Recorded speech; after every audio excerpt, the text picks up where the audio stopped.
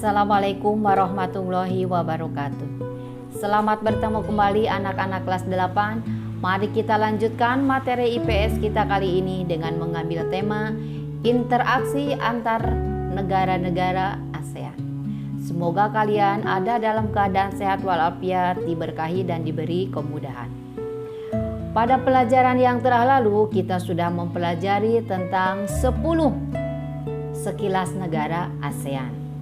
Nah, mari kita lanjutkan materi kita tentang masih berhubungan dengan negara-negara ASEAN. Di sini kita akan membahas faktor pendorong dan penghambat terjadinya interaksi kerjasama antar negara-negara ASEAN. Seperti biasa, sebelum lanjut ke materi inti, maka kita harus tahu tujuan pembelajarannya. Tujuan pembelajaran kita kali ini ada 3. Yang pertama, kalian harus dapat menyebutkan faktor pendorong kerjasama ASEAN.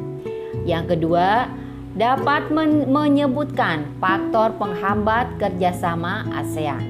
Yang ketiga, dapat menjelaskan pengertian kebijakan protektif.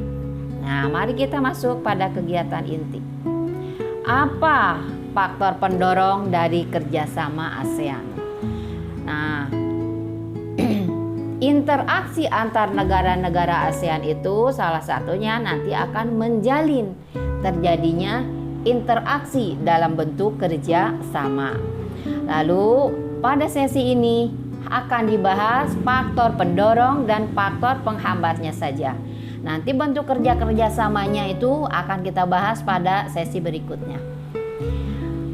Nah, Ibu bahas faktor pendorong kerjasama negara-negara ASEAN, yaitu ada 2.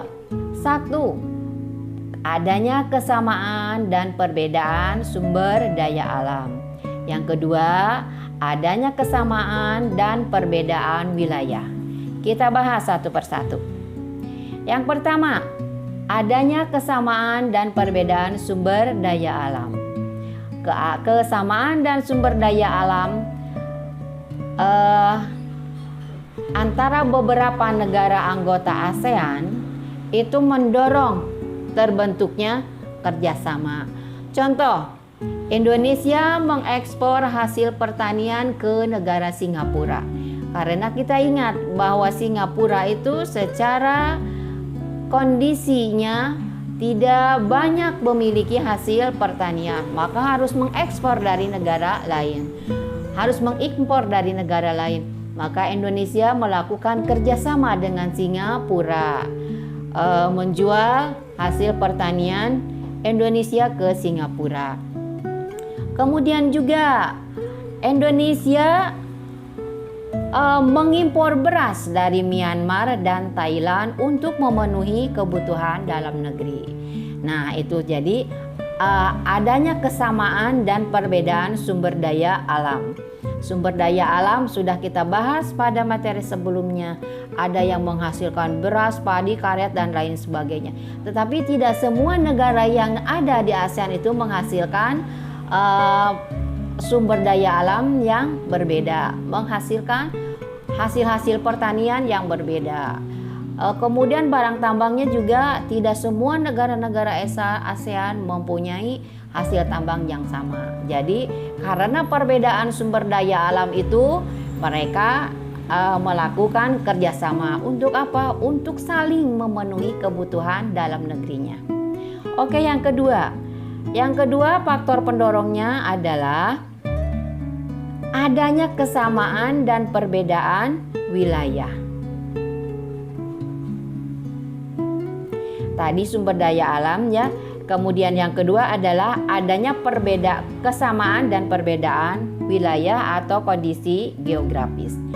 Karena kesamaan letak geografis ini, beberapa negara di kawasan ASEAN umumnya mengadakan kerja sama. Untuk apa? Untuk menjaga stabilitas dan keamanan negara. Contoh, negara-negara yang terletak di Asia Tenggara membentuk kerjasama melalui organisasi ASEAN. Itu karena karena persamaan wilayah.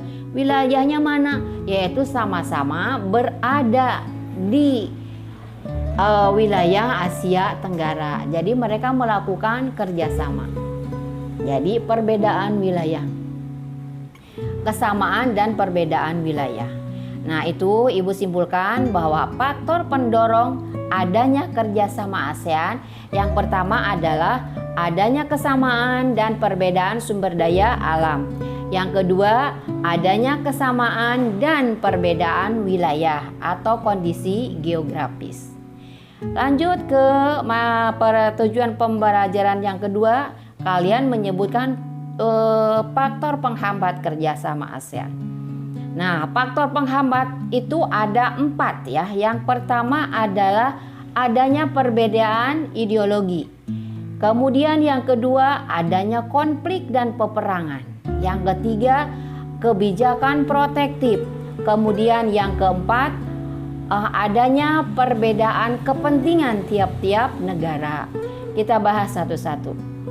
Faktor penghambat kerjasama ASEAN. Yang pertama adalah perbedaan ideologi.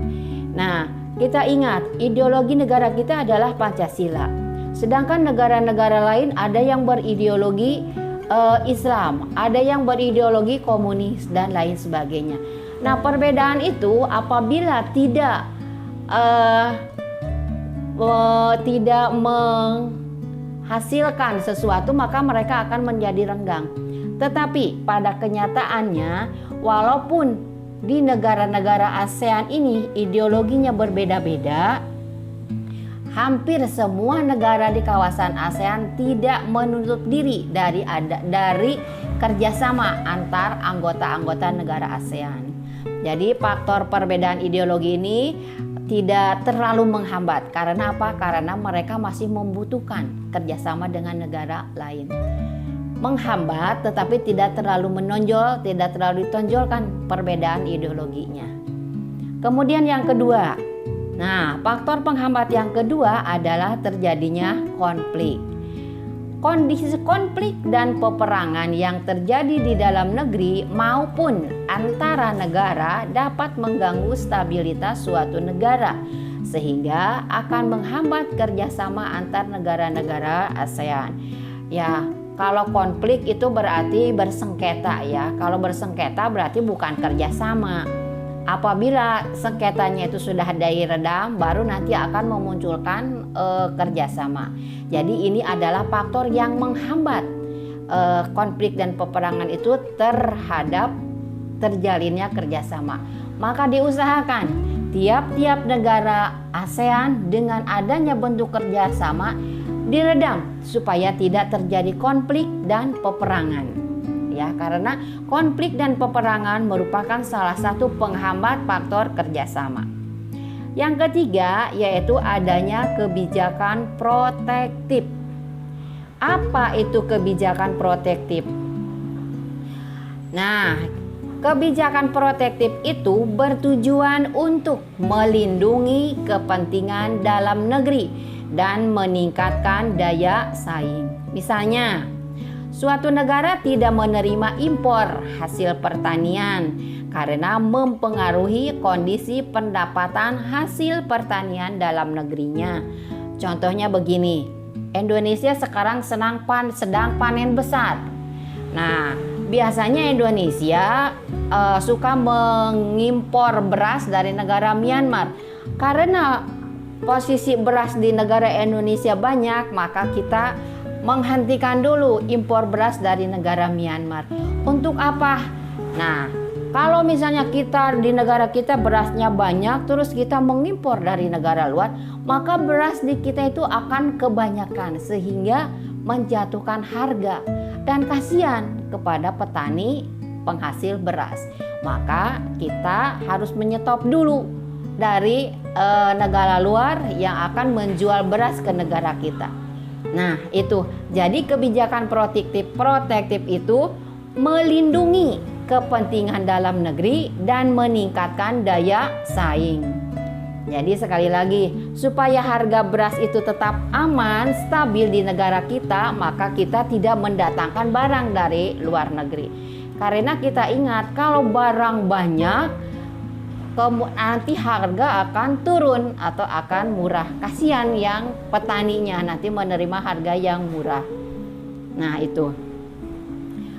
Kemudian nanti kalau misalnya di kita masih tetap banyak beras, jual, kita impor ke negara lain. Bukan mengimpor lagi, tapi kita sudah bisa mengekspor.